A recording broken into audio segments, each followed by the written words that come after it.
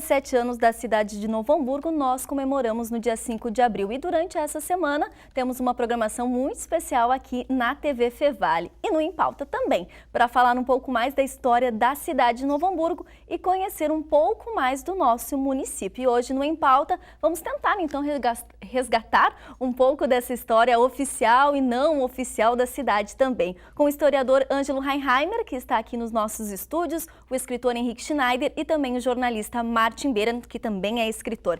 Muito obrigada pela presença de vocês aqui na TV Fevale. Gostaríamos de começar, vamos começar pelo início, quem sabe, Ângelo? Como a cidade no início eu não de sou Novo historiador, Hamburgo... eu sou um curioso da história da cidade, né? E realmente a emancipação, aquele período todo, eu tenho muito interesse. Eu até fiz um trabalho interessante. Eu fui ler as atas da Câmara de São Leopoldo, né? Naquele período de 1924... Só para voltar, Novo Hamburgo pertencia a São Leopoldo. Exatamente, era segundo distrito de São Leopoldo. Então, para saber bem. E o interessante é que já em 26, Novo Hamburgo não manda informação nenhuma, por tal de relatório anual, né, que era feito pela Prefeitura de Novo Hamburgo. As empresas, o comércio daqui, simplesmente em 26 já não manda informação nenhuma. Então, as informações que se tem são até 26.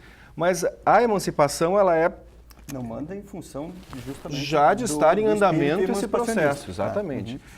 A emancipação de Novo Hamburgo, ela já surge logo depois da proclamação da República, né? Ela já é de 1890, 91, já se começa a pensar isto, né? E o grande esforço, o grande desejo é para que ela acontecesse depois em 24, né? Tanto que em maio de 24, Leopoldo Petri, o Pedro Adams Filho, mais uma comitiva da cidade, visitam Borges de Medeiros para fazer o convite para os festejos dos 100 anos da imigração alemã, 1824. Mas o grande assunto mesmo era a emancipação. Era a emancipação. Até estava comentando com o Henrique que aconteceu uma coisa muito engraçada nesta visita ao Palácio Piratini, né? Como escreve Leopoldo Petri, fomos a palácio, foram visitar o governador, e que recebeu muito bem, né? Até existia na época o comentário que Novo Hamburgo era a mais importante célula industrial do país, né? Era a Manchester, né, do Rio Grande do Sul, enfim. E na hora, o final da visita, todos fazem o registro fotográfico e alguém esbarrou num grande vaso chinês lá do Palácio Piratini, ainda deu prejuízo, né? Essa história engraçadinha. E o Borges de Medeiros, de pronto, aceita pela descrição do Leopoldo Petri, né, que sim, mas que eles devem procurar também as autoridades de São Leopoldo, né, o que é feito 2 ou 3 dias depois. Só que aí está por tomar posse João Correia como intendente, né, pelo Partido Republicano. Então, o João Correia, a princípio, também concorda, né, mas eles vão ter que estudar os territórios, né, porque a coisa, para que também fique viável, né? E cabe aí o registro que Novo Hamburgo, na época, era a galinha dos ovos de ouro de São Leopoldo, né? O grande temor já em 24 era de deixar uma cidade como São Leopoldo sem ter recursos para se manter, né? Então isso fica sempre muito pautado. As indústrias já estavam em Novo Hamburgo. As grandes indústrias estavam aqui. Ligadas a calçado já. Ligada a calçado, enfim, tinha fábrica de moldura Ales, era uma economia muito diversificada, né? Tinha fábrica de charuto, fábrica de sabão, tinha fábrica de tudo em Novo Hamburgo, né? Então, uma curiosidade, aqui até a professora Rosítia Weber escreveu um livro, aqui da professora da Fevale, onde ela conta o episódio do dia do colono, e ela lembra, em 24, Novo Hamburgo já estava tão determinado que houve...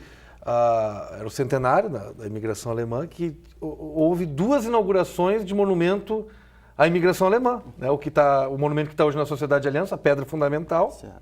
e o que no Foi centro de São Leopoldo. É. Então, Já uma em São Leopoldo e outra em E a de Novo Hamburgo, entre aspas. Hamburgo, o monumento de Novo Hamburgo muito mais vistoso, muito mais majestoso, É. uma sinalização clara que a pujança... Aí também tem um outro senão. Os monumentos eram praticamente iguais.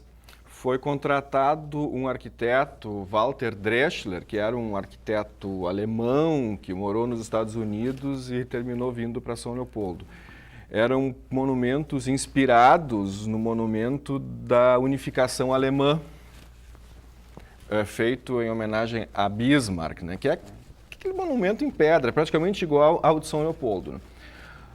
Os dois eram para ficar prontos em 1924, só que o povo de Novo Hamburgo não aceitou um projeto igual ao outro, praticamente, simplificado, né? Era, na verdade, um projeto simplificado de São Leopoldo, né? E bateu o pé e foi imposto o arquiteto daqui, que foi o Ernst Seubert, que também era um arquiteto alemão, e que, enfim, fez o projeto de acordo ao pedido da comunidade.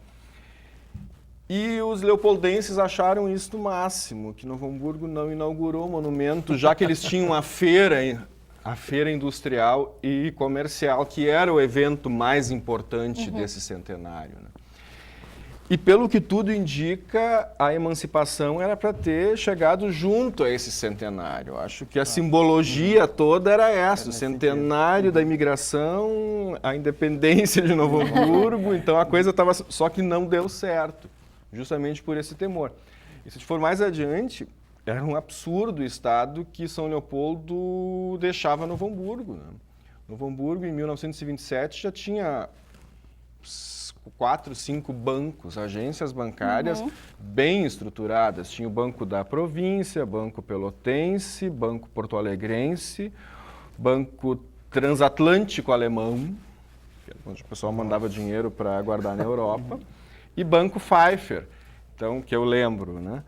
São 5 bancos numa cidade com boas edificações em 27, né? Já tinha prédios tipo Café Avenida é de 30, mas já tinham bons edifícios na cidade, né? E não tinha uma rua calçada. Novo Hamburgo, em 1927, já não tinha nenhuma rua calçada, não havia um calçamento na cidade. Haviam calçadas feitas pelos moradores, mas nenhuma rua calçada.